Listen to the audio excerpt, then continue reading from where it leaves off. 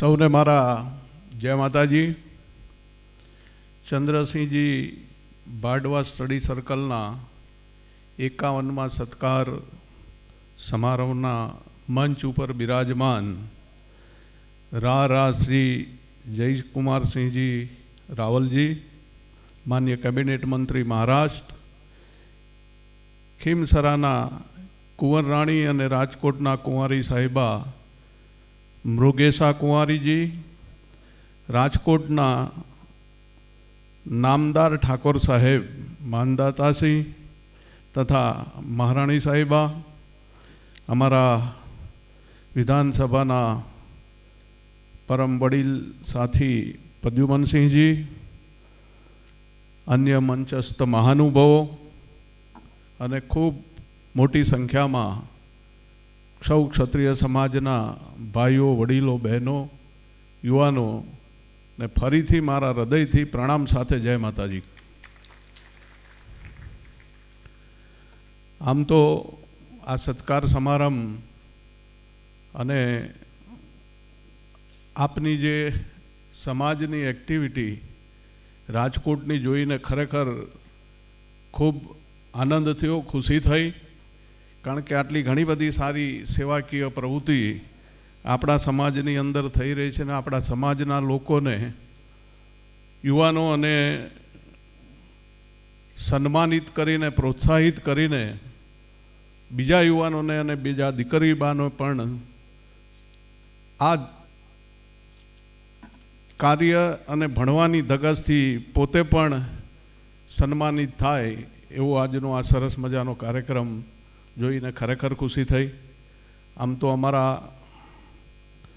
વિશેષ તો આપણા સમાજની જે હિંમત અને આપણા સમાજની પાસે જે કાર્યશક્તિ કરવાની શક્તિ છે એ ખરેખર હમણાં જ આપણા ભાઈ વાઘેલાએ કીધું એમ કે આપણા રોજગારી પ્રત્યેનો જે દાખલો આપ્યો અને સામેથી કોઈ કંપનીઓ એવી કહેતી હોય કે ભાઈ અમને પણ તમારા સમાજના દીકરા દીકરીઓ જેવું કામ કોઈ નથી કરતું, એ ખરેખર આપણા માટે બહુ ગૌરવની વાત છે.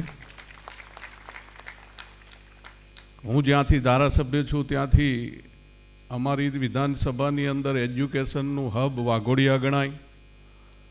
પારુલ યુનિવર્સિટી, ધીરજ, બધી 5 યુનિવર્સિટી અને ઇન્ડસ્ટ્રીયલ એરિયા છે. એટલે ત્યાં પણ અમે ક્ષત્રિય સમાજની ઘણી બધી એક્ટિવિટી થતી હોય છે ને સમાજ સાથે જોડાઈને ઘણા દીકરા દીકરીઓને રોજગારીની તક અમારી વિધાનસભામાં આપણા સમાજના દીકરા દીકરીઓને પણ અપાવતા હોય છે.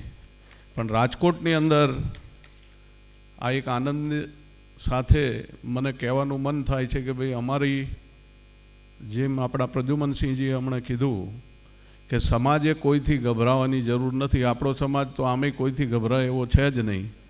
કારણ કે આપણા સમાજથી લોકો ગભરાય છે, એને નજીક લાવવાની જરૂર છે. સમાજમાં અમારી જ્યાં ક્યાંય જરૂર પડે, કારણ કે ક્યાંય ને ક્યાંય અમે આ જગ્યા ઉપર પહોંચવામાં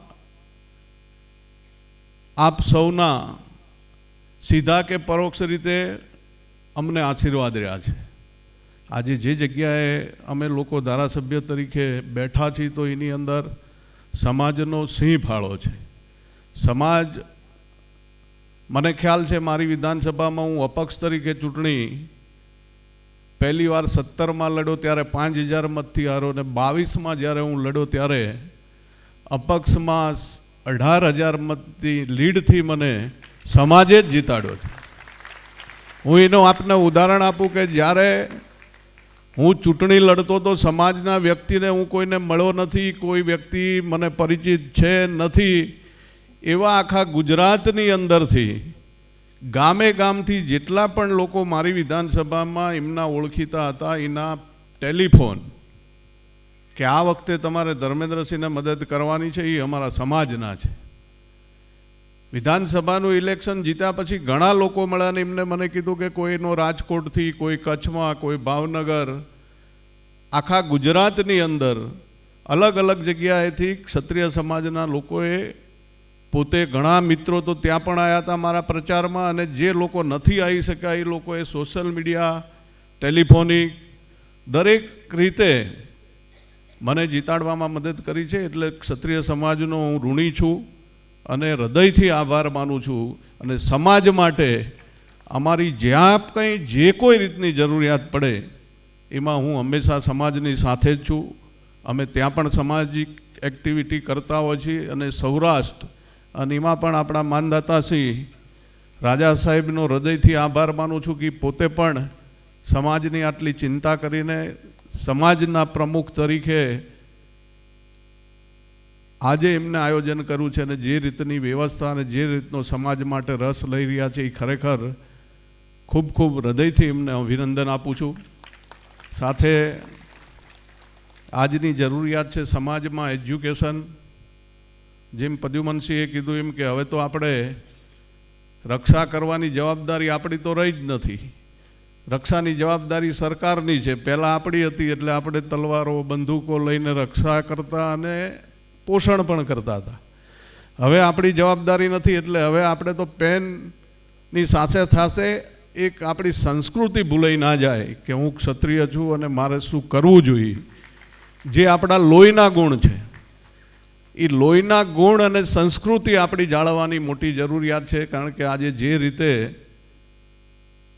સોશિયલ મીડિયા અને જે રીતે સમાજ આગળ જઈ રહ્યો છે, દરેક સમાજના અનેક બનાવો અનેક અનુભવો પછી આપણો ક્ષત્રિય સમાજની ઓળખ જે ઓળખ અલગ આખા દરેક સમાજમાં, આપણે કોઈ સમાજની ટીકા નથી કરતા, પણ કોઈ પણ જગ્યાએ ક્ષત્રિય સમાજનો એક દીકરો ઊભો હોય અને સામે 100 જણા ઊભા હોય તો એ દીકરાની પર્સનાલિટી જોઈને જ ખબર પડે કે ભાઈ આ ક્ષત્રિય છે.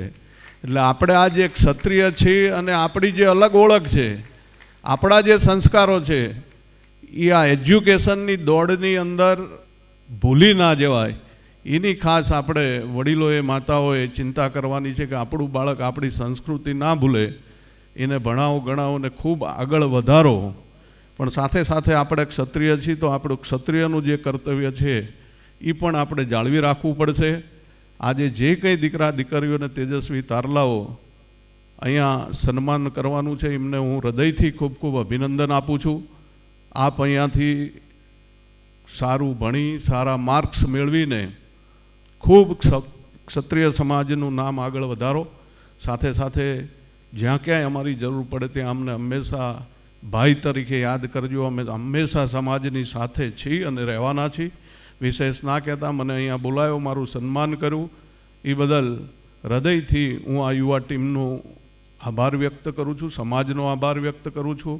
અને યુવા ટીમ આવું ને આવું સારું કાર્ય કરતા રહે એવી આજના દિવસે શુભેચ્છાઓ પાઠવું છું. જય માતાજી, ભારત માતા કી જય.